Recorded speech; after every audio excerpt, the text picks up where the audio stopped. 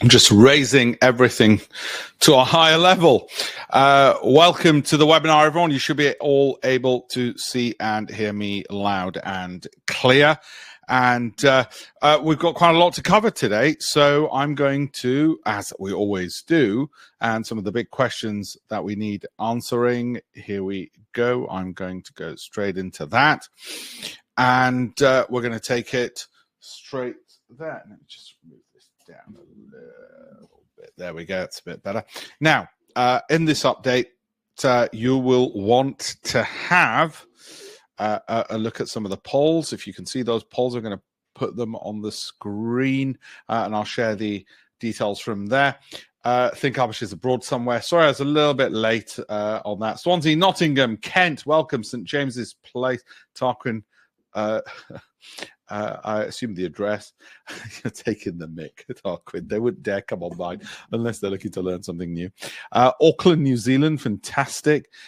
Georgia, Switzerland, Zurich, lovely to see you all. And we've got Egypt represented there. And St Lucia and the Hampshire coast. Welcome one and all. So, where are we? And what are we going to cover? Well, the big questions, I guess, at the moment are, is it a dip? In which case, should we buy into it? Is it going to be part of a bigger fall? In which case, should we look to exit? And those are the issues I'm going to cover in all of this. Slides are just completed, so some of the ink is still wet on those. Now, look, why do I do this? And I've repeated this before, but it bears repeating. And I just got an email just before this started, which is one of the reasons I was late. Somebody just got an internship, just got a job at Credit Agricole. So I was really pleased with that. This is it. You changed mine and my family's life. They went from 100 to nigh on 400 between 2021. Great thing is, it was a client who didn't even message me in those 3 years. Said, sorry, I've been quiet, been busy with babies, but thank you. That's one of many, and it's one of the key reasons I do it. So I'm really pleased. So very, very, very, very happy indeed. Now, we've seen some dips. Now, I've shown you this before, and I think, again, it bears worth repeating. You do get, even in up years, 24%, 27, 29, 16, 19, you do get drops, peak to troughs. They can be substantial, 34%, and yet 16% close. That's an exception to the rule in that that was an exceptional year in that we had COVID, of course. So, but others, you see time and again these drops, and yet you get this kind of market returns, 34%, 31, 27, 20, 20, 26. Of course, if we get that kind of a tailwind, my job is rather simple. My job is to be in a position to be able to take advantage of those opportunities. I don't know if we're going to get a massive tailwind. I don't know if it's going to be in a super microcomputer or whatever else it might be in.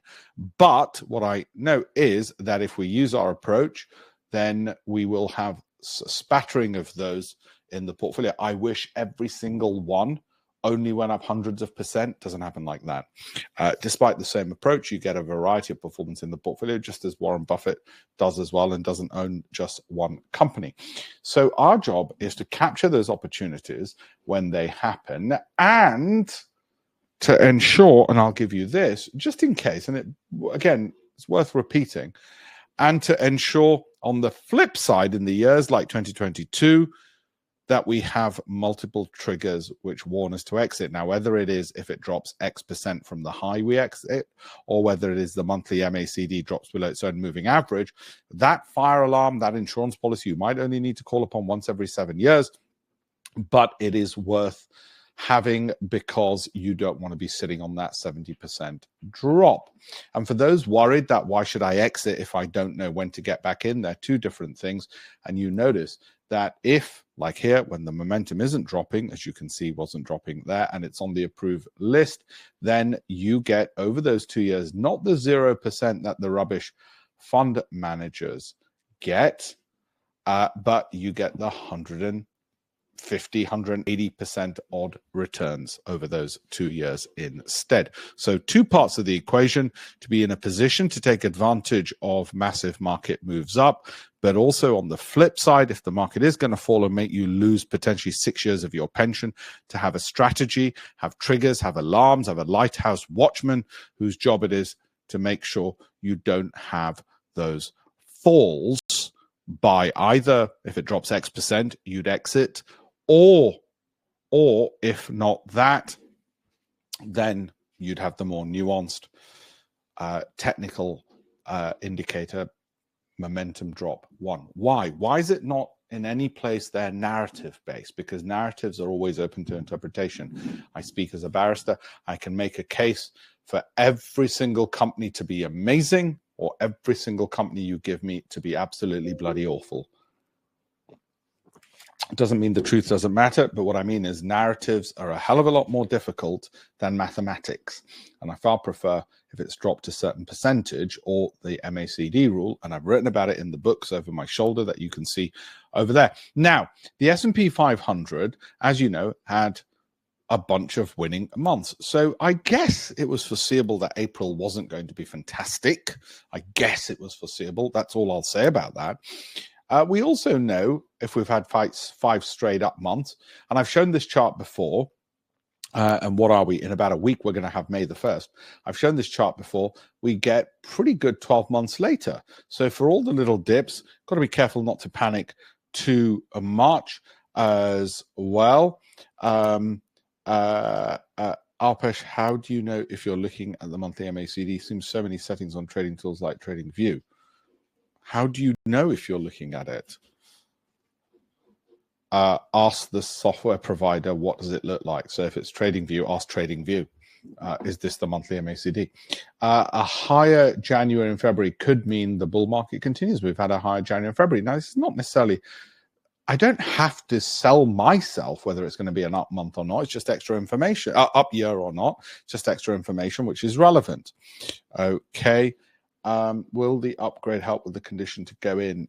It'll give you information. Like Yahoo Finance, you can look at as well, Hossam. Frequency of rolling 2-year S&P 500 returns. This is why we want to be in a position to take advantage of opportunities. I'm not saying that every 7 years are going to be exactly the same as the previous 7 years, but if they were, then you're going to get some years where, like 2022, the market goes down and we've got to sidestep it. That is critical to preserving our wealth. You see, the reason why people think they don't make lots of money in the markets is because they think, oh, I didn't pick good companies. Well, actually, that's only half the equation. Good companies, what? You didn't pick Microsoft, Apple, Amazon because you hadn't heard of them? Fair enough, fair enough. Then you've got a separate problem. Let's say you did. It's because 6 years worth of gains get lost in 1 year. Out of every 7 years, 6 years worth of gains get lost in a year. So you end up with mediocrity. That's why this part, which nobody ever focuses on, how do we stop those moves and differentiate them from just little bumps? Okay, that's why that's important, because when this happens, average positive returns are 32%, and they happen 88.5% of the time in the S&P 500 over a 2-year rolling period. I need to be able to preserve that wealth from market falls, because you do get some negative returns. They only happen a little bit at a time. And if I can just halve the amount of times I suffer a downdraft and reduce by half the size of those falls, that means I get to keep a hell of a lot of this. People always look at what are the stocks I should own? You tell me when to get in and out. Well, actually, they forget. What about the downdraft? So I focus on both of those. And you might think, well, that's easy, Alpesh, I'll just do an index tracker. Well, this is, forget this bit. This is an old image I've put up. It's relevant because these were the indices in 2008, okay? These were the indices in 2008, okay? And that is what happened. You had between 31% to 65% down. And we're talking about companies which are the size of funds. I mean, that's, some of these have got 100 stocks in them. Some, like the FTSE 250, that's 250 stocks. It was down 40%. That's a fund of 500 stocks. That was down nearly 40%. There's no point having 6 years of gains if you're going to lose them in the 7th year. There's just no point having it because you've lost it. You've just fooled yourself and wasted a hell of a lot of time. And the index trackers weren't the things that saved you, because look, they made you lose. And by the way, once you're down, nigh on 40%, you've got to get an almost 100% return to break even as well. Okay. As well. This is simple. I mean, I happen to use TrendSpider, but you can use Yahoo Finance. It's free, and the periods I use are the default ones for the MACD 12-26-9. I've written about it in all my books. You can download free copies of the books if you want to see how to do it in detail. It's all free. It's all on alpeshpatel.com/links, and I've done loads of videos on it as well. You'll be able to see it there anyway. Just as an aside, we had our Great Investments Program dinner. This one was limited in size because there was only 9 other people I could invite to it. And yeah, we've got a diversity problem by gender. We need more women on the program. Now, valuations, 30, 23. That means you're paying $30 for every dollar of future profits in Microsoft, $23 in every future profits of Apple. They're very expensive. Which are the cheapest? Well, energy, healthcare, telecommunications, and financials are the cheapest, and that's been the case quite a lot. Something unusual has happened. Normally, the cheapest ones are not the best performing ones. Undervalued companies or cheap by valuation are not the best performing ones. Growth and momentum companies factors tend to do better, which is why tech companies do better, because they've never been cheap. And that's why we have to look at growth and other factors as well, except this past week. The cheap ones were the best performers. That won't last. Valuation, whilst it's very important and probably more important than growth and momentum historically, and the academic research shows it, doesn't tend to be the determining factor. It's just that it happened to do so last week. So where are things? These are the ones we're going to cover. We're going to cover all of this: Apple, Microsoft, NASDAQ, Amazon, Meta, all the rest of it. So like I said, we're not just going to look at valuation, because then we'd only be looking at one piece of information. We're not just going to look at growth. We're going to look at cash return on capital invested. We're going to look at momentum. That's from the hedge fund industry, because momentum tends to persist, but is not guaranteed to. Sortino and Alpha. Now, Sortino and Alpha, I'm going to spend a couple of seconds on this. And what I'm going to say about Sortino and Alpha. Oh, yes, I've heard that TradingView is good. I don't use it myself. I've got nothing against it. I don't happen to use it, but I know a hell of a lot of people do. It's just foibles. Now, Alpha and Sortino is what we want in all fund managers. And it should, I wrote an article on LinkedIn this week on why it should also lead to shallower drawdowns and faster recoveries. Alpha is when the market goes up, you go up more. When the market falls, you don't fall as far. Sortino is high average return and consistency of hitting it. In other words, you don't miss it too often. So I've written an article which should appear on your Telegram as well. It's alpeshpatel.com/links. It's completely free. Here it is. Here's the article on my LinkedIn. I happen to write just a bit of academic stuff to say, if you look at volatility, beta, alpha, Sortino, and then apply them accordingly, you should find companies which have shallower dips, and those dips recover quicker. Okay, which is one of the reasons why for my stocks, I want those to be green. I want that to be green. I need everything to be green. And I'll pull some of those up in a second. Now, over the past week, as I said, how did the market look? Let's do that part of the update. Well, the undervalued companies like healthcare were doing well. Consumer defensives were doing well. Energy and financials. I mean, I know Alphabet's more momentum-driven and growth-driven, but that also happened to do well. What do we read into that? Nothing. It's a small sample set of just 1 week. Okay, don't read anything into that. We still want to stick to our discipline of value, growth, income, cash flow, Sortino, Alpha. I've done presentations on Telegram, the private Telegram channel, and the public one. The public one, if you're not already on, alpeshpatel.com/links. What it shows you on that one is, if you go through it, there's some articles and videos which explain, well, why don't we just chase momentum? And what happens if you did chase momentum?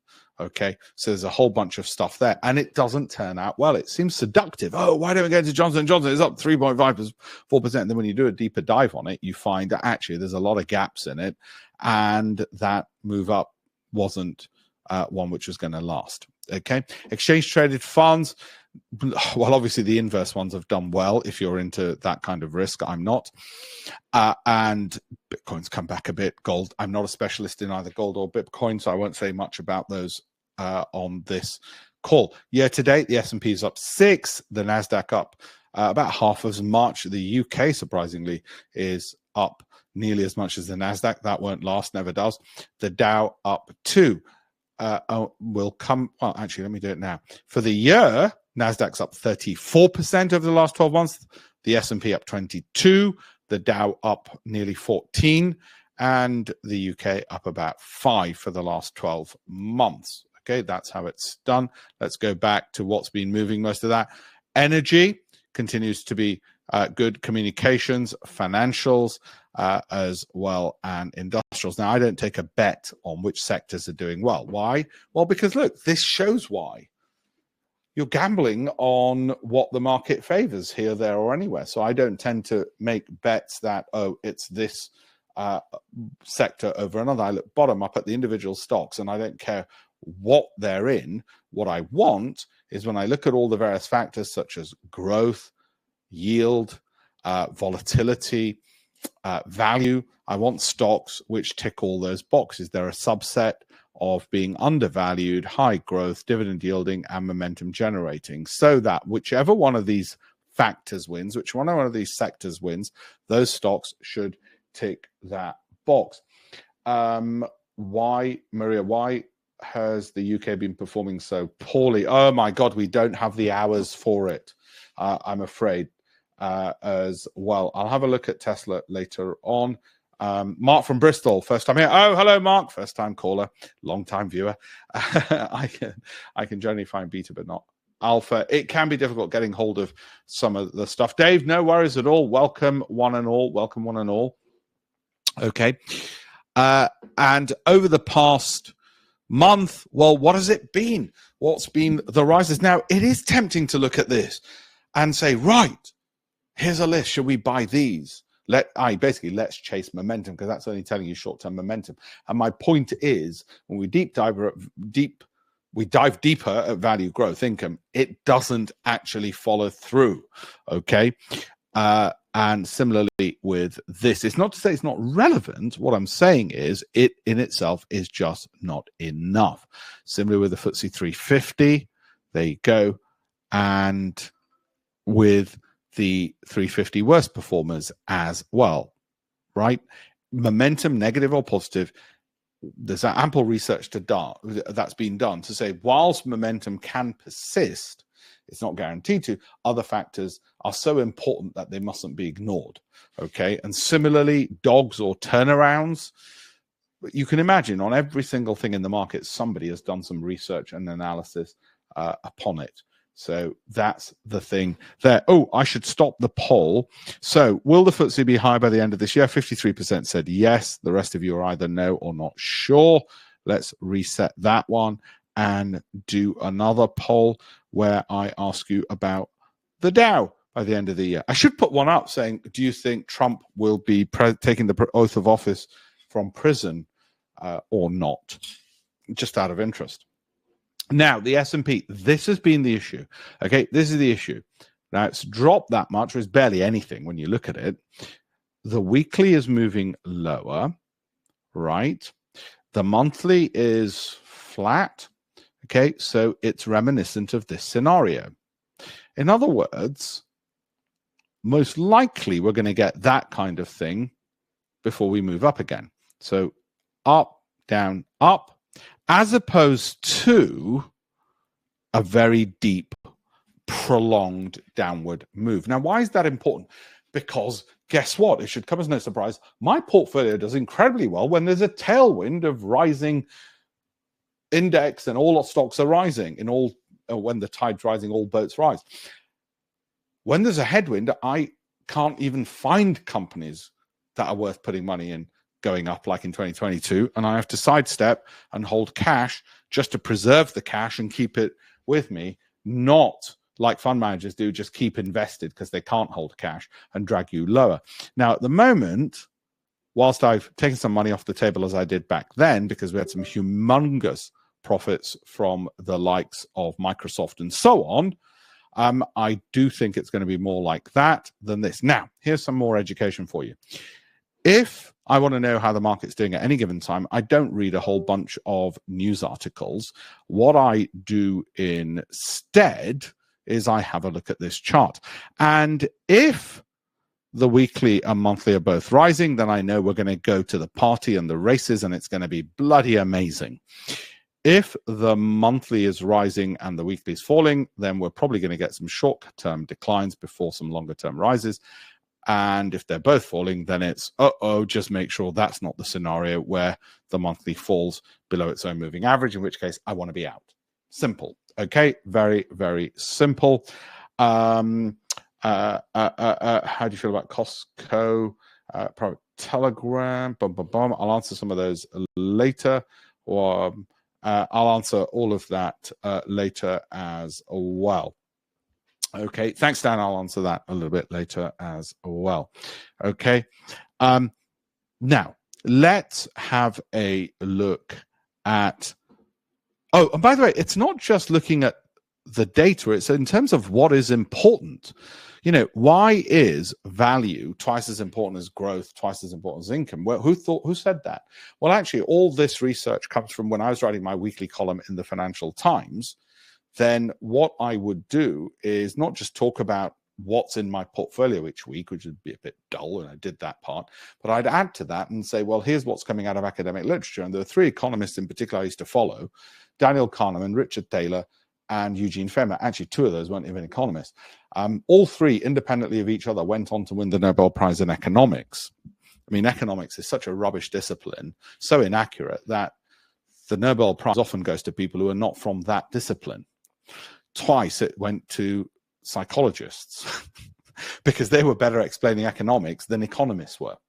Okay. Anyway, they were trying to explain, why do private investors fail? Why do fund managers underperform? And one of the many things, if I distill it amongst a treasure trove of stuff they found, was private investors. Well, first of all, they don't look at enough stocks. Okay. If you look at a narrow gene pool, then you're less likely to be accurate and do well, because you're looking at a narrow gene pool, geographic or thematic or whatever. So if you just say, I'm only going to look at UK and growth companies, you're screwed. So that was one reason. And they don't weigh what's important. So it's not just, we look at lots of data. Well, what if all the data isn't important? All good judgment in life comes down to knowing what's important and how important it is, whether it's where to go for dinner, who to marry, or what stocks to have in your portfolio. What's important, how important is it? Now, what they said, I only copy the best people. I'm just standing on the shoulders of other giants. I say other giants. On the shoulders of giants is I look at valuation, because we know undervalued companies tend to do better than overvalued ones, but they're not guaranteed to, but they tend to.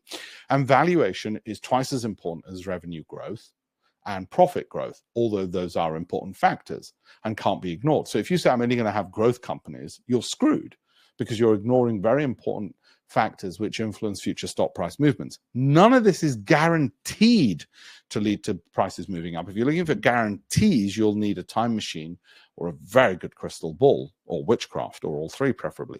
Okay. Cash return on capital invested came from Goldman Sachs Wealth Management. Again, we wanted that ticked because they found companies in the top 25% by cash return on capital invested generated 30% per annum as a portfolio of stocks. Not every portfolio every year, and not every stock in the portfolio every year. So in 2023, when the NASDAQ was up 55%, they all blew the doors off the market. 2022, none of them got above 30% at all, because the whole market was down. Understood? So it's not just, I can get lots of data. It's what's the data, how important is it? Now, if you ask me what are the two most important things out of all of that, I would say value, growth, income, and momentum, as well as shown by what I go ad nauseum talk about when I talk about the weekly and monthly. Okay. And then for exit, as I've told you, 12 months or 25% drop from the peak. So let's go back to some of the stocks, shall we? Okay. NASDAQ.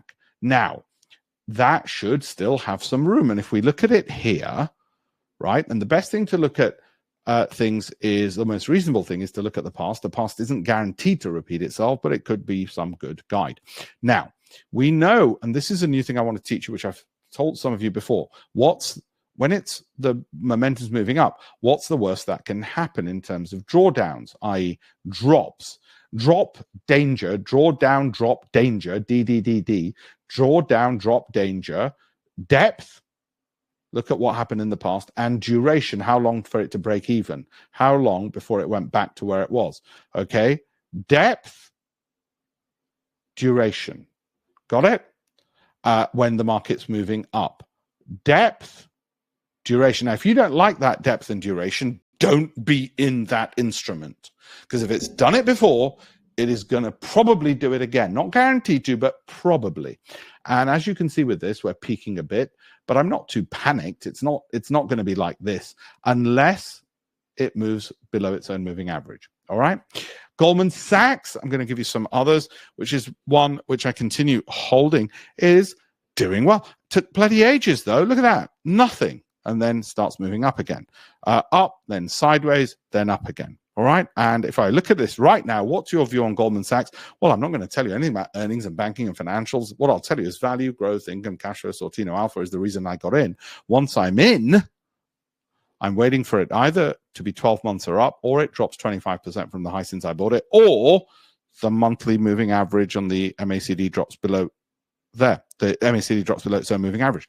Right? None of those things have happened. So that's it. I don't over worry about, oh, is it still undervalued? I don't want it to be undervalued once I've bought it. I want it to go shooting up and be overvalued and be ridiculously expensive. Since January today, what in the last 4 months? I don't know what it's been in the last 4 months. Last year, I'll tell you what we did, which is complete 12 months. But I don't look at it day to day. I couldn't tell you what it was in the last day or the last 4 months.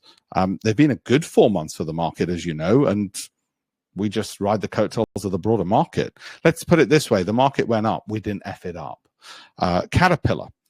Okay, let's have a look at this. Not one I own. Caterpillar isn't one I own, but it's one of those bellwethers. And with these market updates, I like to do bellwethers. Now, some of these have been doing rather well, and people might think, oh, it's been going so well. Should we get into it? So let me answer that question. What worries me when people talk about things like that is this. When it's so overbought, i.e. really if you take that graph and it's really in the top part of that graph, then, and the weekly is about to fall down, then I think the short-term momentum is lower. So I wouldn't want to get in, even if it ticked the value, growth, income, cash flow, Sortino Alpha boxes. Okay. So no, not for me. Now, I say that because people get even more tempted in companies which have done recently well when the broader market's fallen and they look at their portfolio and some of the things are falling and then they think, I need my dopamine hit. What's been up recently? Oh, this, I'll dive into that. Whereas those of us who are a bit more mature and calmer will say, no, don't like it. Apple, as you know, I sold 50% of a few weeks ago. What was it? 4, 5, 6 weeks ago. I continue to hold the other 50%. Why did I sell? Well, because it had moved below its own moving average. Now, Apple is one of my, what I call quality 5, which means companies which I expect to hold all the time. Actually, ones which I normally would say if they drop, I'd probably want to buy. Ones which I'll look at every single week in my updates. They're ones I particularly like. So out of the 5, Apple's one of those. And at the moment, I sold half of it. But I'm not overly worried or panicked. And why did I only sell half? Well, it had fallen below, the MACD had fallen below its own moving average. Why didn't I sell all? Because it's one of my quality 5. If it was any other company, I would have definitely got rid of all of it. Because on the whole, if that happens, it's not good for the company. As you can see there. I don't trade those investments, but when those things happen now and again, I preserve capital. Alphabet, that'll be the program only. Microsoft, as you know, I got out. Now, why did I get out of it? Not because I don't intend to get back in, not because it's not one of my quality 5, it is, but because since January of last year, those who've been following me will know this, not only have my son and wife got 2 times leverage in it, and I've got 15% was the starting point. So what happens is, if I've got 20 stocks and I put 5% in each as a starting point, if there's stocks like in my quality 5 that I hold, I might go up to 15% in those, which means I've got less than 5% in the others. And Microsoft, Apple, Amazon last year ended up holding, just in terms of original capital, more than 5, more than 10, around 15% mark, excluding the 2 times leverage ETFs that my son had. So all of his have been exited, and my wife's, just to pocket those gains. Why? Well, you might say, Alpesh, but you've done what you don't even what you don't tell us to do, which is get out if it drops 25% from the high, or if it drops below its own moving average. That's because my point is, you choose your own risk appetite. At the moment, I had so much gains from that, let alone that, Apple, Meta, Nvidia, that I thought, listen, I need to take some money out of the immense concentration in just those. And if you've been following my weekly broadcast, you'll see that. And so that's what I got out of Microsoft. Now, some of you might say that's premature, but that doesn't stop me getting back in at some future point, and I'll tell you when. So for me, I just wanted to exit near the peak and take those. And so my son and my wife's 2 times leverage are out for the moment as well, whilst this just settles down. Okay, just wanted to dissect it, pocket it, bank it. Amazon, I'll tell you, I still have got position in. Disney got a position in still, and that should just do that. Now, we got in on the basis of value, growth, income, cash flow, Sortino Alpha, and it's done rather well. But let's have a look at the anatomy of a rise. Look at that, long periods where it does nothing. I'll do that in an extreme example where last year, given that we had Meta, let's have a look at Meta. Okay, not Meta, Nvidia. Okay, from January of last year, and now I'm exited, just so in case you don't know and you're not been following my broadcasts. Why did I exit? Same reason as Microsoft. It just had too much capital, was too much of the family wealth was concentrated in it. Let's put it that way. The stock market wealth. Okay, so with this, having exited with, what is that, 481 odd percent, I don't know whether it was 481.017. I don't look at it that closely. I didn't have any 2 times leverage in it, just so you know. I wish I did. My bad. I'm an idiot. I didn't. So what? Now, the point is, by the way, the reason is I only tend to have 2 times leverage in the ones which are narrow in their volatility. So they're not very volatile, because I don't like excessive leverage. Now, in this anatomy of a rise, I mean, there are periods when it drops. I'm not talking about this, because we don't buy and hold anything forever, because that's a 65% drop and the MACD falls, you don't want to be in. But I'm talking about, let's say, other periods where these can drop. The point is that none of this is just, oh, you just buy and hold forever. Because if you do that, as I've shown with the Meta example, you'll end up 2 years with 0% return and miss out on the 150% on the rebound, on the recovery, on the move up. And is that all worth the effort? Well, I would have thought so, because the sums involved are so large, and it's not much effort in actual fact, and the gains are so great. Okay, and Meta's the example I always give people and try and drill home, and which is why fund managers mess it up so often, because they can't go into cash. They can hold maximum 5% cash. They're not allowed to charge you for holding your cash. Okay, so if you look at that in Meta, it's a 0% return over 2 years. The reason we did better is not because we could see into the future. Nope, that wasn't it. It's not because we're really clever and we know Mark Zuckerberg. Nope, that wasn't it. Simply that then the momentum wasn't falling. It was in the approved filtered list. Simple. Did I know it was going to go up 150% in that time frame? No, I did not. If I did, I would have gone to Ladbrokes and said, make me odds of $1 billion. What about then when it fell? Why did you go into cash? Well, because the momentum had fallen. And not just in this, but across the board, S&P and everywhere else. So you can have a look at it. And even beyond that, when you look at my books, I've been saying the same thing for 25 years as the methodology for exiting. The methodology for exiting is mathematical. Jim Simons is the most successful fund manager in history. It's not actually Warren Buffett, it's Jim Simons. And if you look at Jim Simons, it's all mathematics. He doesn't look at the fundamentals, just purely looks at mathematics. And mathematics is not open to dispute. Everything else is. And that's why I prefer that as an exit mechanism for that. Now, we won't always be able to get it 100% exactly correct. It's not meant to be 100% exactly correct. Yeah, the weekly is falling on loads of stuff. So short term, the market's going to fall. Okay. Now, there we go. So that's Disney. And the weekly might even fall there for a bit. Who knows? But if the monthly's rising, the monthly's more important. I don't want you only to focus on technicals, because actually, or charts, the fundamentals are incredibly important. These are companies where we've already checked the value, growth, income, cash flow, Sortino Alpha. We're trying to be belt and braces. This is on YouTube. Have a look at it. Okay. Super micro, right? That's high momentum. Certainly wouldn't get in now, but sell personally. If you're risk averse, you would say if it drops 25%, I'll exit. No, you'll say, because you're risk averse, if it drops 10%, I'll exit all of it. If you're risk averse, you'll say if it drops 25%. But it's not one I'd look to get in. And it's certainly not buy and hold. Nothing's worth buying and holding forever, because otherwise you will end up, if you buy and hold forever, you will end up having 6 years of gains wiped out in 1 year. 6 years of gains, your pension wiped out in 1 year, as so many fund managers did, and why Scottish Mortgage dropped 55%. And you'll say, no, but it goes back up. Look, there was nothing to lose. Yes, there was. That's 0% over 2 years when the market gave you 155% you didn't take. It's a minor. It's not trading your investments over 6 years. You have to do that once. Is it a big deal? No. Okay. Dev, I'll come to that in a second. NVIDIA, the reason I got out is it turned out I was more risk averse than I thought. Now, you might say, wait a minute, why shouldn't we all just be following you? Well, because for a start, having got in there and had a massive position in this and a few other equities, I actually just thought, well, actually, I'd rather get out at this overbought position. You might have got in only here and thought, well, no, I'll wait on, or you might have other risk appetites. But all I can tell you is this: when it's overbought like this, it tends to suggest, in the short term at least, there'll be some profit taking. You might say, well, I'll just buy and hold through that. Fair enough. That's perfectly fine. I certainly wouldn't want to do it when it falls, the MACD falls below its own moving average. So hold on longer if you wish. And don't forget, you can always buy back later, as we could when the momentum isn't falling any longer, is oversold, and it's on the approved list. So people think, oh no, I've either got to buy and hold forever, because what if I can't ever get back in? It's a free market. You can always get back in. What's my rules for getting in? Value, growth, income, cash flow, Sortino, momentum not falling. What's my rules for getting out? My risk appetite, and it should be your risk appetite. Has it dropped X% from the high since you bought it? Then sell Y. Simple. Okay? But very simple. I'll actually show you that in a flow chart. Let me pull up the flow chart.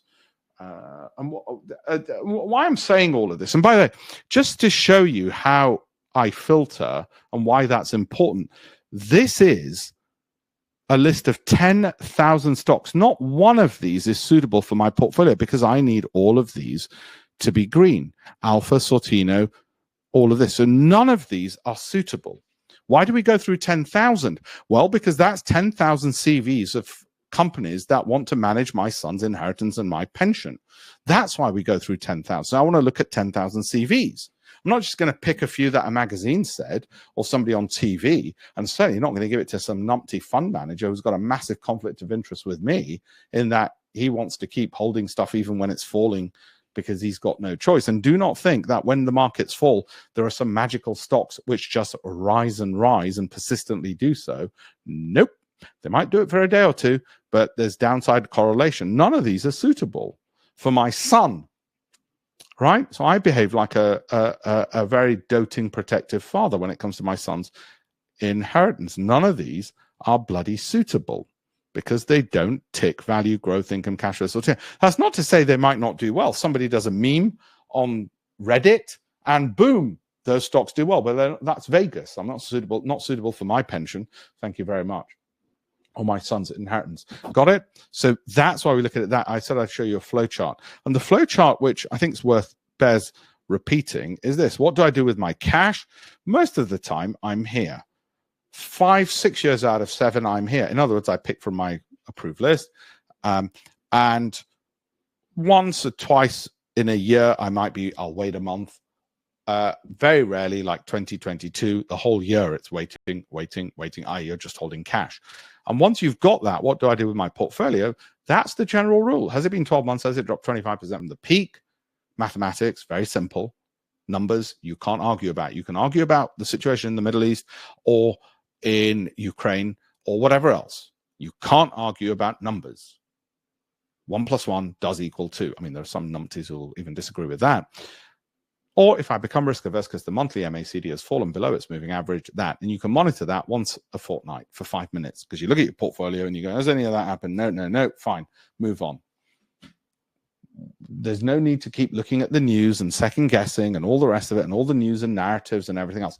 So let's go back to Tesla. Sorry, I'm repeating myself there. Let's go to Tesla. Now, Tesla, as you know, was a special situation there. What's a special situation? It means it means it hits some of the greens, not all, but the momentum is not falling. Looks good. There it was flat and the weekly was rising. Okay, it gave us a good return up to this point. Then I said, right, last year I want to get out of a bunch of equities, just like now. I said I want to get rid of a load of equities because things are looking a bit toppy as they were from July to October. This is one of the ones I exited. After I exited, it went up. I kept covering it, and of course now it's fallen. It's not bottomed out. Both the weekly and the monthly are falling. I wouldn't want to get in when that happens. The weekly might rise, but if the monthly is only going sideways, that's high risk. If the weekly is rising and the monthly is also rising, that's when the good times roll. And that could be like here, where they're both rising and you see boom. Have we got that yet? Have we got VUM? No, we haven't got VUM. So not interested. Okay, let alone I've not even looked at Tesla for value, growth, income, cash flow, Sortino, alpha. And if it hasn't got those, then I'm not getting in either. I don't get in only on momentum, right? I've written 18 odd books, many published by the Financial Times on this, and I've published it in my articles in the FT and won competitions. Meta, that I'll keep to there. NXP, okay, well, weekly's down. Well, let's look at it. Weekly's down, monthly sideways, so we just wait. That's it. Oh, but Alpesh, surely you're going to talk to me about semiconductors, the news, What does Warren Buffett say? Forget me. What does Warren Buffett say? He says, if you want to keep looking at Bloomberg and CNBC every day, you'll go mental. It's noise. Okay, it's not giving you enough hard information. Why do I look at prices then? Well, because that's where people put the money where their bloody mouths are. That's where the truth comes out. Oh, but Alpesh, I held on to Meta even though it dropped 80% because I thought the truth is that it's a good company. You're right, it's a good company because look, the next year it went up 150%. But your bloody truth cost you a lot of money. I don't care what you think is the truth. I care about where people are putting their money, where their mouth is. And whatever those analysts were saying, one minute they were saying it's worth 400, the next minute they were saying it's worth 100. So much for JP Morgan, Goldman Sachs, and all those analysts. Couldn't care less what they think. And then the next year they said, oh, no, it's not worth 100. We were totally wrong. It's worth 500. Well, either I don't want to wait. I will get out if they're going to crash me. I'm not going to take them for their word. They can't be trusted anyway. So that's the best way in which to do it. Now, I wrote an article, not an article, a whole book, and you can download it for free, Investing Unplugged, where I go into, what as a presenter at Bloomberg TV we'd be doing. At the end of an evening, and if the markets were down, we would explain, oh, it looks like it's because of this. But that was an ex post facto explanation in hindsight. Not really going to help anyone. And I've used this 25 years ago on TV when I used to do my Tuesday and Wednesday shows on Bloomberg TV on Mondays, Tuesdays, and Wednesdays. Okay, so it's not as if it's new. Qualcomm, well, MACD rising, weekly falling, so we just wait. We did get in on value, growth, income, cash flow, Sortino, but once you're in, you don't keep looking at those every day. Right, just as Warren Buffett said, don't keep lifting up the roots to see how the plants are doing. It's not good for the plants. ServiceNow is on there. Netflix is not one I own, as you know, some bellwethers that I look at. It's one that we've been looking since those results there, and it's been rising, and then it fell on various news. Who cares? Okay, I can give you some stories sell, narratives sell, but actually, I'd rather look at the price. Not one I own, but now. Yeah, it looks like the monthly and the weekly are falling. So, might well do that, but not one I'd want to take a bit of a risk on. But anyway, that's where it is. And that's probably now peaked for a while, and be warned because it can do this. So for those of you who are in it, and like I said, I've kept saying since last year, it's not one I own. I'm covering just because it's bellwether. You've made a good return. Somebody on TikTok said, don't you wish you bought it? I said, no, there's loads I don't have. Can't buy everything, and I don't care. Okay. Maria, analysts, do they have influence? Not really. Analysts are there to make banks look clever, as if they know what they're doing. Okay. Even the banks don't listen to what the analysts are saying. Analysts are part of the marketing department to bring in more cash. I know people who spend the money in a bank on buying these stocks, and they don't listen to what the analysts say. They couldn't care less what the analyst thinks. If you want a direct example of that, when I wrote Mind of a Trader, David Kite legendary floor trader. I interviewed him, and he's literally said, and I've reported him word for word in my Financial Times published book, so credible source. Okay, and David said, yeah, do you see those newspapers on the floor when we're deciding what to buy and sell every day? Because what do you notice about those newspapers? And I said, well, there's no Financial Times. He goes, yeah. What is there? The Sun. And we're talking, I interviewed him in the 1990s. The Sun. And yes, men, the Sun. Yeah, that's what he said. It's in the book. Now, today, it'd be banned and cancelled and all the rest of it. Tell me the truth. He said, do you think we bloody read reports? He goes, those are Barrow boys. They left school at 16, those traders. Anyway, if you want to see what the fund managers, now the fund managers are at the opposite extreme, incredibly educated, and they really think that all that education makes a sodding bit of difference. Given that Scottish Investment Trust fell 50%, what they won't tell you is we can't hold cash. So even if the ship's sinking and all the stocks are falling, we're going to hold on to them. All right. You got all that. You got all of this on YouTube as well. Have a look at my LinkedIn, alpeshpatel.com/links, and you'll get a load of comments and lots of wonderful things there. Have a look at, I haven't finished, campaignforamillion.com to teach 1 million people how to invest better. Now, I've tried to tell you the most important bits. I'm going to tell you something else. Okay, I'm going to show you a few more things. Give me a second. When it comes to exchange traded funds, for instance, I want to come back to those. Right, I go through 6,000 of those. All right, you can see it there. Let me make sure you can all see me. You can see it there. 6,000 of these, and there's tons. There's everything from China to consumer. I love exchange traded funds in that regard. I don't own any because I own individual stocks. The reason I mention this is with these, again, you can look at volatility. I want volatility below less than that of Microsoft. You're holding exchange traded funds if you're lower risk, and you're going to have, say, maybe 20% exchange traded funds if you're in your 60s. The rest in equities and cash, maybe 10, 20% in cash, and then 60% in equities. But there is a role for them as well to mitigate risk. Why volatility under that of Microsoft? Well, because if you wanted to take more risk with a fund, then why wouldn't you just have an individual stock? Okay. So just wanted to explain that part. I will do questions in just a second. This is something I've repeated many times before. How with fund managers, you've got people time and again, I tell them, look at your pension. And they come back and they say, bloody hell, it's hardly moved in 20 years.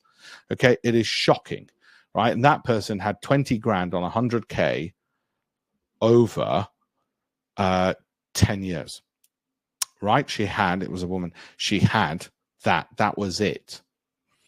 And the NASDAQ would have given her that. I'm not saying she would have gone into the NASDAQ. Might have been too exotic for her. The S&P, which is 500 companies, 500 of the world's largest global companies in the world's largest economy. And in the financial crisis, those 500 as a basket fell 40%. What's my point? My point is there are times when cash, no point looking in equities for some magical company. I won't even try and do it. If I'm drowning, I'm not going to say, oh, let me see, there might be some boat that'll float. No, I'll be saying cash. Now, that's once in 7 years. 2022 was an example as well. Okay. So that's what happened over there. And, like I said, I've got all of that. This is the letter we drafted for somebody to exit. I'm going to answer some of your questions. So the issue is, well, what can we do? Now, we can only do a year like last year or 2021 or one or two others like that, the 40%, if we've got a time machine and a crystal ball. No, we don't have either. My job is not to be cleverer than everyone else and, I can see into the future better. I'm going to tell you, let me give you a story about AI and blah, blah, blah. No, I don't care whether NVIDIA does AI or graphics cards for mining Bitcoin. What I care about is value, growth, income, cash flow. So now, in the case of something like NVIDIA, where the valuation was quite high, the growth was so high that it, in the algorithm, i.e. when you add it up, it's a bit like saying she can't cook, but she's got nice legs, right? Or he can't cook, but he's got a nice chest. One thing outweighed the other. So what is it in case of NVIDIA? Valuation wasn't cheap, but the growth was phenomenal, right? So the overall score, it met the requirements. So we want tailwinds. If we get tailwinds, my job's easier. Can I therefore attribute that to me? No. Can I attribute that Meta or Microsoft create amazing companies that keep going up? Oh, well, Alpesh, you did really well there inventing those. I didn't invent them, just read their coattails, right? That's one. High Sortino, which really simple. It's me cheating. It's a real cheat. It's a backdoor key to the stock market. Because what the High Sortino is, which stocks generate high average returns and have a very low risk or volatility of missing that. Doesn't guarantee the future. Past doesn't guarantee the future. Okay. So who's a consistent outperformer? Where else do we do this in life? Everywhere, from who we marry to performance appraisals at work, or who we're going to admit into university, into a job. What's your track record? Doesn't guarantee they're going to continue with it, but oh, this one's a high performer and consistently so. You're looking for high Sortinos in your spouse and in every decision you make. Unsurprisingly, you should have a look for it in your stocks. Do you? No, do you, Hal? High Sortinos is a base on which humans generally tend to make decisions. How consistent is this good positive likelihood? Not did it happen just once? That's the lottery. Otherwise, we'd all be playing the lottery if we just said, oh, if it happened once, that's fine. Lottery is low Sortino, high volatility, far higher than the reward. Okay. Alpha, when the market goes up, does it go up more? When the market falls, does it not fall as far and give us also the option to go into cash anyway? Now, why is that important? Because those are resilient companies. So if you've got companies which have got high alphas, and everybody wants a fund manager with alpha, you know what the fund managers do? The fund managers go, oh yeah, well, I went to the right university and I've got a double barrel surname, so I can generate you alpha. What an absolute toss. That is basically a narrative they're trying to sell you. It's really simple. If you want alpha, just go look for alpha stocks. So why don't the fund managers do that? Well, two reasons. One is they're restricted by their employer in the geography. So it might be UK stocks only, by the amount of money they've got. So they can't go into every company because they've only got so much money that they'd end up taking some companies over. By the theme they're restricted to. So it might be, oh, you're only allowed to pick cyber companies. And by the style, growth. So they're so restricted. And when the market falls, their performance goes blown up. So there are some fund managers who otherwise would have been good had they not had those restrictions. So why do those fund managers put up with it? Because they're bloody getting paid six figures, which fresh out of university ain't bad. Like my secretary, she left me after 2 years, fresh out of university, joined me, 2 years with me, and then I'll show you her in a minute, and then joined Newton Asset Management. You get paid a lot more at Newton than you will at my firm if you're 23. Right. Now, UK emerging markets are not going to be enough names. USA, because you need a diversify. You need a large amount of data. Okay. If you can go into cash in bad years, you're not going to average 40% if you can't sidestep the years, which otherwise will bring you like snakes and ladders all the way down. Ladder, ladder, ladder. And then I showed you with Meta. I show you Meta. I love showing Meta because it's an extreme example and it happened. How did we protect people? Because we had multiple alarms. My job is the lighthouse watchman to protect people. How do we protect people? You could have had the alarm without even watching me, which is if it drops 25%, then exit. That would have got you out there. But the MACD fell below its own moving average. Simple as that. That's how we protect people and got the hell out of there. Okay, so that's that. Monitor once a fortnight for 5 minutes. If good years make up for bad, there will be some years like 2022 where we barely made a return. Okay, it was, I don't know, 3-4%. Nothing to write home about because the market dropped 20%. Croaky stocks, that's the Goldman Sachs rule. I'll show you the charts on that in a second. If you hold for 12 months and then reevaluate, if you sell anything which drops 25%, because you can't just hold forever, because otherwise, like Meta proves, you'll lose 6 years of your pension. And if you're willing to do that because you're willing to buy and hold forever, then you're screwed because of two reasons. One, if the kind of company you have never recovers, then you're screwed. And if it does bounce back, you just missed the once-in-a-lifetime opportunity to get 150% in a return in a company in your portfolio. So you've double effed it up, okay? And that's the basis. Now, for us, why was last year amazing? Last year might never happen again. Please don't hold me to the standard of last year. Last year is my sort of, yeah, I won the Formula One. I had a one-hit wonder. Let's call it one-hit wonder because we're not going to get the kind of returns we got last year ever again. We'll get positive returns again, but we just won't get them of that size, I don't think, because the market on the S&P was up 25%. Now, if you don't know, that's bloody unusual. The NASDAQ was up 55%. We had a massive tailwind, okay? It's like me being a marathon runner, having a tailwind and doing it in record time. Was it me, or was it the fact that the bloody wind was pushing me half the way? Following were US stocks, okay, from our further filtered list, MACD rising, the quality 5 and special situations. It's from January to January. I'm not including any of the leverage ones. Wasn't a typical year. Much of 2022, for instance, was in cash. Does not mean any will be held into 2024, okay? Those were the ones. Now, I want to show you something. How come the returns were so disparate? How come Tapestry was down 1% for us last year? How come that was down a percentage? Okay, and yet Meta and Nvidia were up so much if the process is the same. Well, if the process meant every stock that we pick got the same average return, then we'd only pick one stock. Even Warren Buffett doesn't have just one stock. Okay, I'm afraid that's what happens, even though you use the same initial process. Well, wait a minute, Alpesh. How come they got this then? How come these are so many gaps? Because by the end of the year, it's highly unlikely they will still be amazing. Because like a ripened fruit, they've shot up. Now it's time to get the hell out. That's why we have a 12-month rule. Now, why do we keep holding Meta and Nvidia? Because they kept going up. It just kept going. So why exit after 12 months? The general rule is exit after 12 months. Okay. So that was last year. That might never happen again because 80% is not typical. I know this because I've been doing this for a hell of a long time. If in 2022 I get barely 0% and in 2023 I get 80%, saying what's your average? Well, the average is 40. Does 40 make sense? Is that really the average? Well, how does that even make sense? What's your median? That doesn't even make sense, okay? 2021, you can look at the results on alpeshpatel.com/shares, and we've broken it down there as well. The idea is, if you plan to invest over 10 years, and let's say you make 20 per annum, the S&P gives you 10%, gives you half of that anyway, okay? And you're not going to get it like a bank account, as I've just shown you. There'll be massive variances. But if the next 7 years are like the last 7, which is a reasonable presumption, given that in the last 7 we had bloody COVID and 2022 where the market fell 20%, then if that's what it ends up being averaged at, and you plan to add a bit, then you should turn 100 into a million over 10. 10, 100 million, 10, 100 million. 10 years, 100,000 starting, million would be the goal.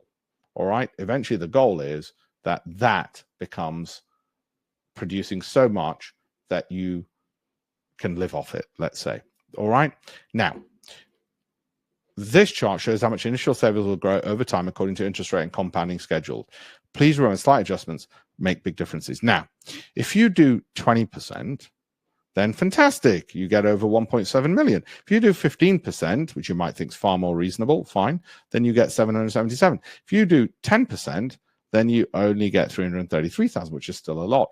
My point with all of this is it's a hell of a lot easier to try and move your performance a little bit, because it makes a huge difference, compared to increasing your savings or starting sooner. In a cost of living crisis, saying to somebody, I wish you had a time machine started earlier, it's a lot harder than just improving your performance. With all this talk, can I do it? Well, I've proved it time and time again, not just last year or the year before or the year before. Let's go back to 2004, all the way then with my Financial Times competition, beating that numpty.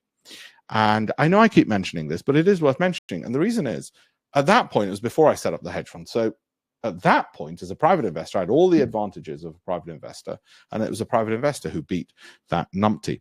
I'm going to answer some questions in just a second. Is it easy to do? Yeah, it's easy to open a SIP. You don't have to use Barclays, you can use anyone. I'm just saying, you go online, it's like opening a bank account, SIP, pension. We've got people from New Zealand to the United States to Canada.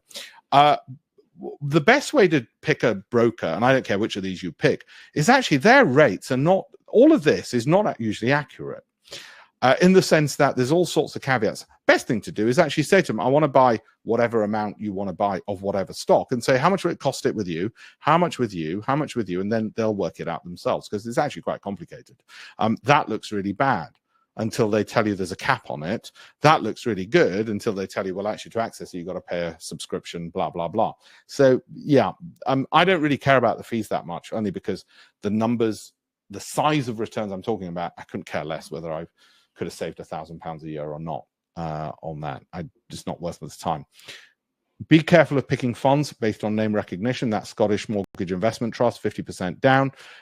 That is my approach. You might have different ones. Please remember, value the academic literature. Look up Eugene Famer, for instance. You look up Daniel Kahneman, Richard Thaler. The value is twice as important as growth, is twice as important as dividend yields. But Croakey from Goldman Sachs Wealth Management, I'll show you the formula in a second, is important. Momentum is important. Look up Jim Simons. Look up Man Financial. Look up AHL. Sortino and Alpha, you can look up on my LinkedIn diagram. Those are the rules. 12 months or it drops 25%, unless, as I've shown you, the other rule whereby I'll exit earlier.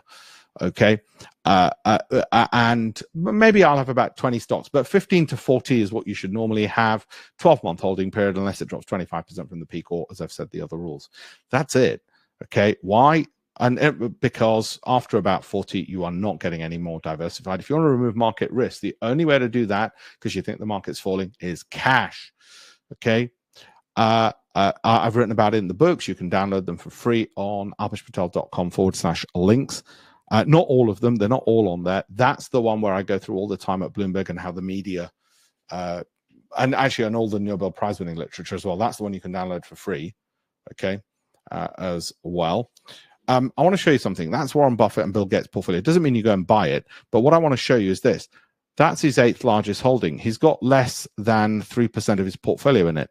That's his 8th largest. He's got less than 2%. You can only afford to concentrate your portfolio. In other words, put all your eggs in one basket and watch the basket, as Warren Buffett says, if you've got the data and the knowledge. I've tried to give you some of the data and some of the knowledge. Do I sell my wife? She has now low Sortino. Now, you're in that one for life, mate. Sorry. She's not a stock. You can sell her on the open market. There's laws against it. You might want to look at some of the laws. And that's why there's laws against it, because they know, Avon, people like you will otherwise trade in humans. So there's laws against it. So don't do it. She might have a low Croakey as well, but I'm sure she's got a great personality. Croakey, cash return capital invested. I got this pure luck, as so much in life is, from a lunch at Goldman Sachs about 4 years after I set up the fund. I got invited. Jim and Neil sat next to me, 10 of us or 15 of us in their dining room in Fleet Street, next to, I think it's either the Express buildings or next to the Express buildings. And they said 30% per annum is what their research and development team have discovered from their quantum database. Sexy name, isn't it? Goldman Sachs Research Quantum Database. It's not just a database. It's a quantum database. They know how to sell shit to you. Of course they do. Minimum account size, 50 million, please, Mr. Patel.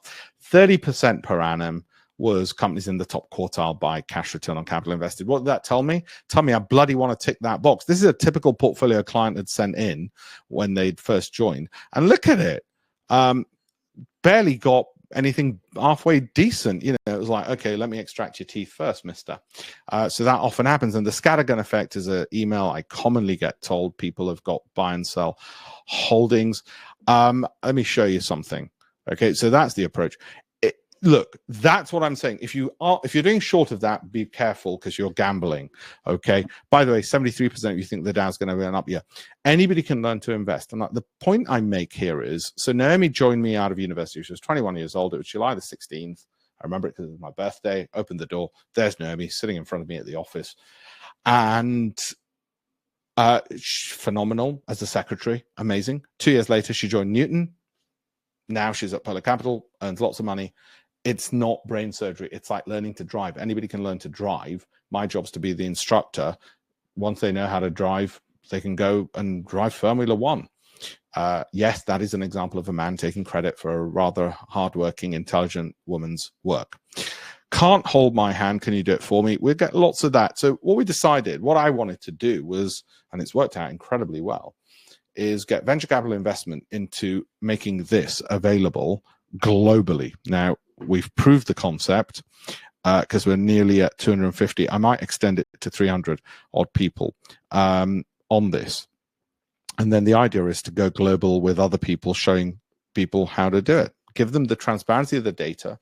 For the first 250, have me as their teacher, give them the online education. We've got all this course material which they can read. Most don't ever do that. They just do the tutorial with me, and they've got the data so they know what to do, and then they've got the flow chart so they know exactly what to do, and they've always can call me at any given time anyway. And that's working out well. I mean, eventually I'd like to float the whole thing, just like St. James's Place is a FTSE 100 company with 900,000 miserable, disappointed clients.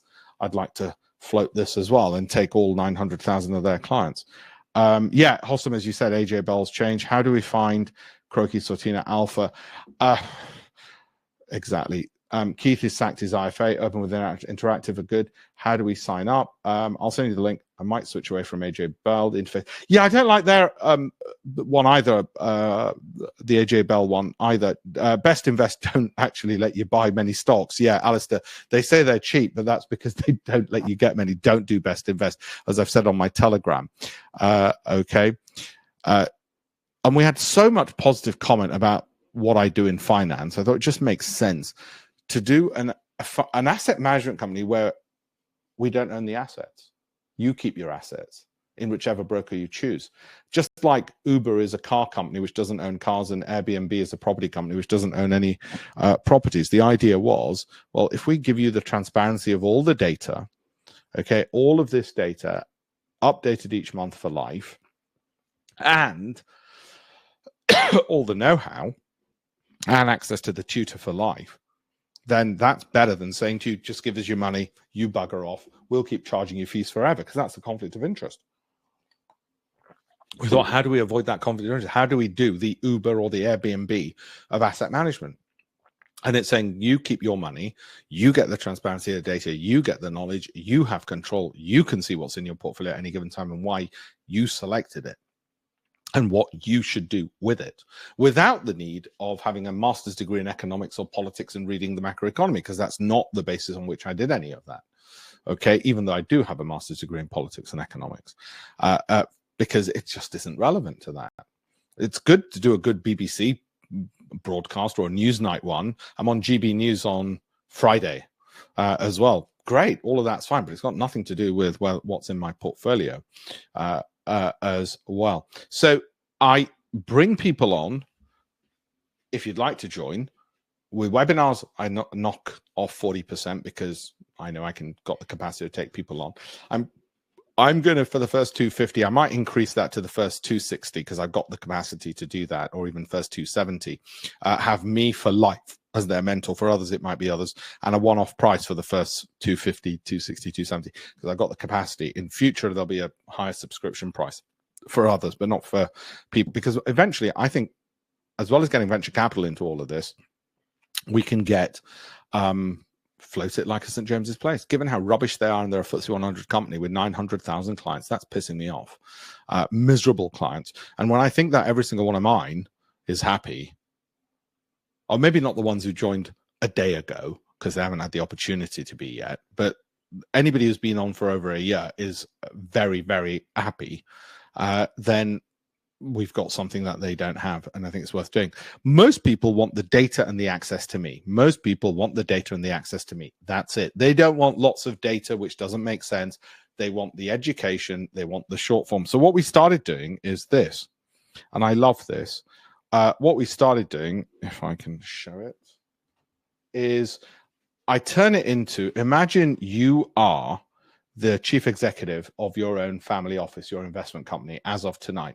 So each month, I present you the PowerPoint summary of what I think are the stocks out of the 10,000 which meet all the criteria. And you turn around and say, yeah, but where's all the data? And I show you the Excel, and you go, fine. Now give me the executive summary, Alpesh, and there it is. Okay, so we started doing that because we wanted people to feel they are the chief executive of their own investment company. And some people, they're entrepreneurs, and they do get to that. Others are busy professionals. And the idea is, I think the lowest somebody's got is under 50K, which is low, but they anticipate making more. They're in their 20s in that. Anyway, go there. I'm going to answer the questions on this. We have been, I'm really over the moon with it. Careful with trading 212. Yeah, I've not used trading 212. If only trading 212 did a SIP, can we do a session? I believe it is. Okay, that's different. I'm ditching. Okay. Croaky, Sortino, and Alpha. Right, so we pull the data from P&L, balance sheets, cash flow statements, and those, as I say, to be honest, Croaky, Sortino, and Alpha are less important than value growth income. Value growth income and momentum are the most important. So I don't mind if you don't have every single piece of data that we have. Obviously, I want to be totally up to date on this. I would love to see on page 3. Thanks, Ave. Avon, you are frisky tonight. Okay. First your wife, now me. Thank you. And IFAs are even worse than the analysts. Yeah, IFAs are hated. You're right. So there we are. Am I missing anything? Let me know any question. I've never used Trading 212, so I will allow you to tell me about that. And you can find, let me know any other questions I might have missed. Repeat the questions if I've missed them. I'm going to put another poll up there, which is, let's have a look. 1 second. See if there's an interesting one to put up. No, there isn't actually.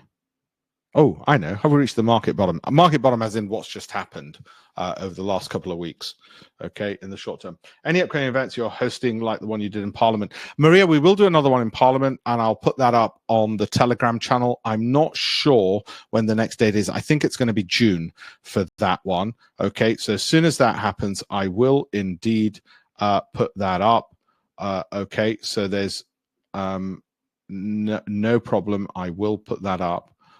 Okay, and I will let you know as soon as that is up there.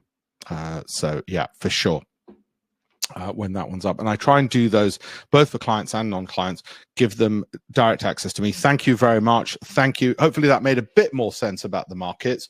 You guys are the closest to what you want to have. You want to have all of this.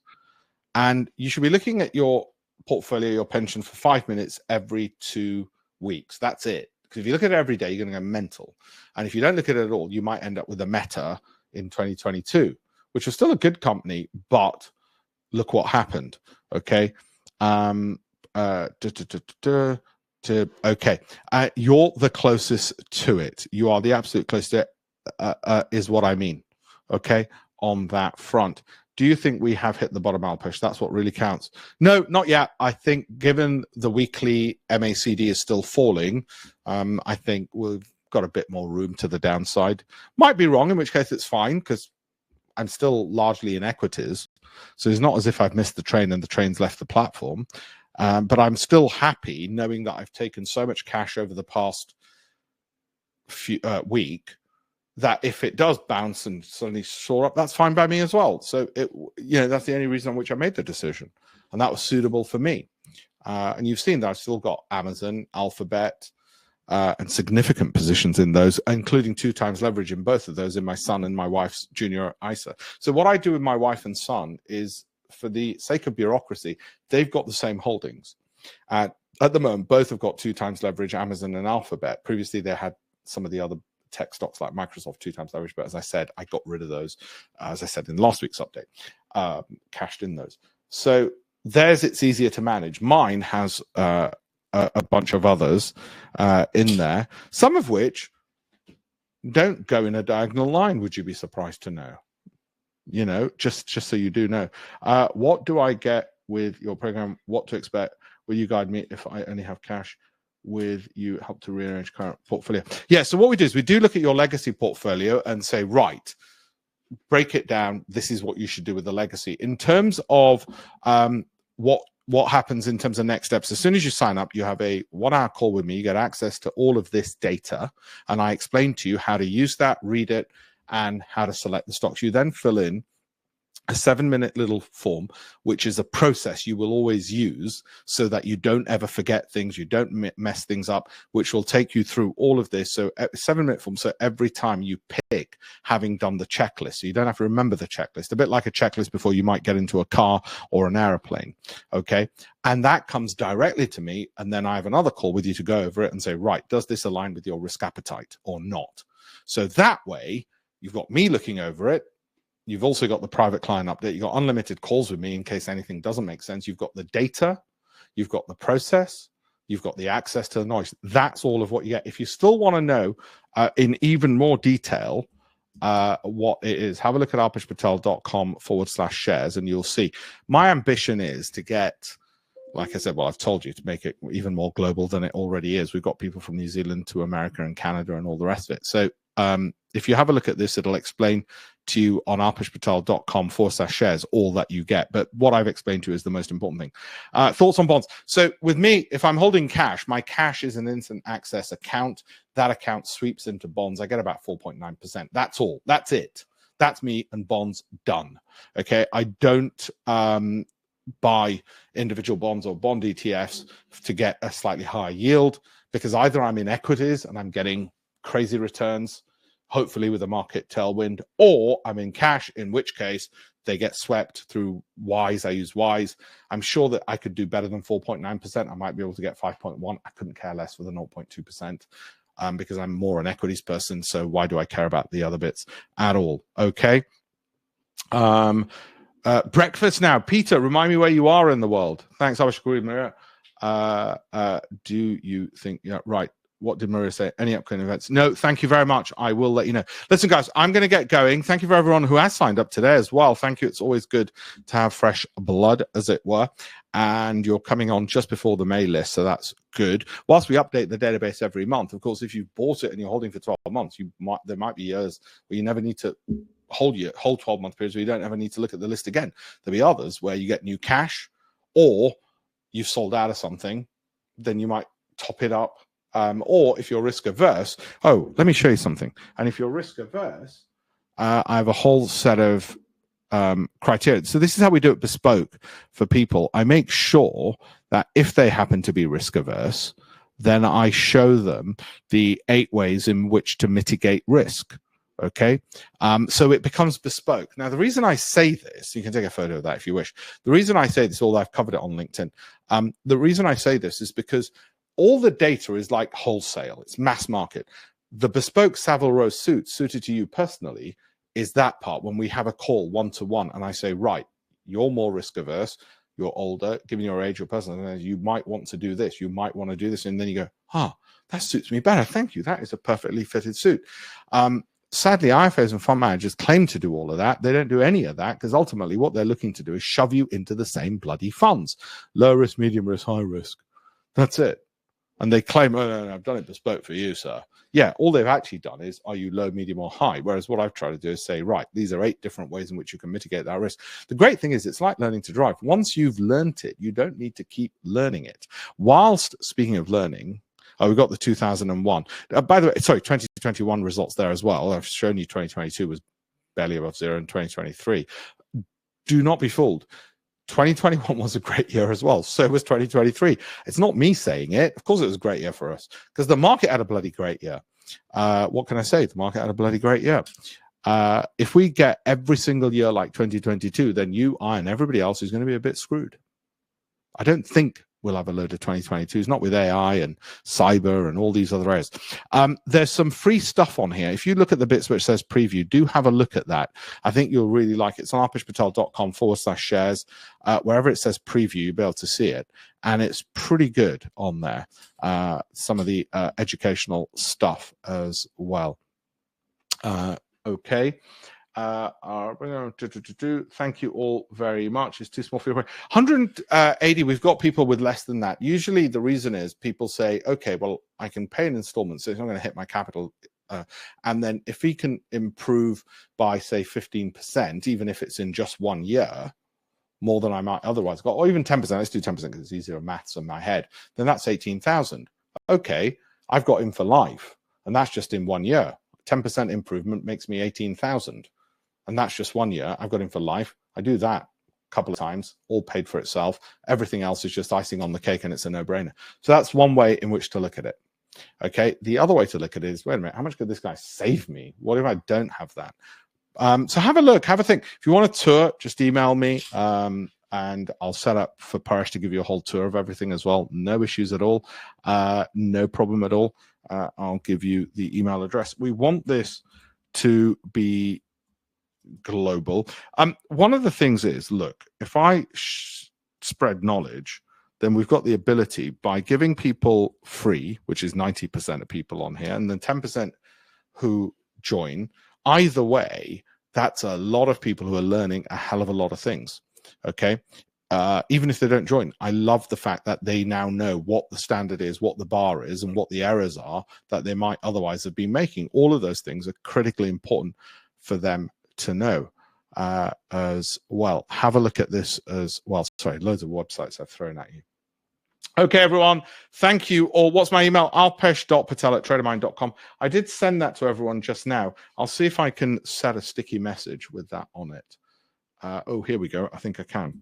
alpesh.patel. If you'd like a tour, if you've got any other questions, which I've not had a chance to answer, please do that. There's a sticky message. You can see it, alpesh.patel@tradermind.com. It's there as well. You can always go to alpeshpatel.com/shares, and where it says that speak to us, you can leave your email there and it'll get back to us as well. Okay, guys, I'm going to go. Thank you all very much. Peter, New Zealand breakfast. Oh, I am jealous. Indeed that you're in New Zealand. Thank you all very much. And let me just go back to the screen share off. Thank you all very much. I'm going to go whilst we've still got some good light outside and play with my son. It's bath time. By the time I get home, I'm going to be on a bike. If you see a man cycling through West London on a bike, that's me. There might be other men, but okay. Thanks, everyone. And thank you for being on the webinar as well today. I appreciate it. Thank you. Bye.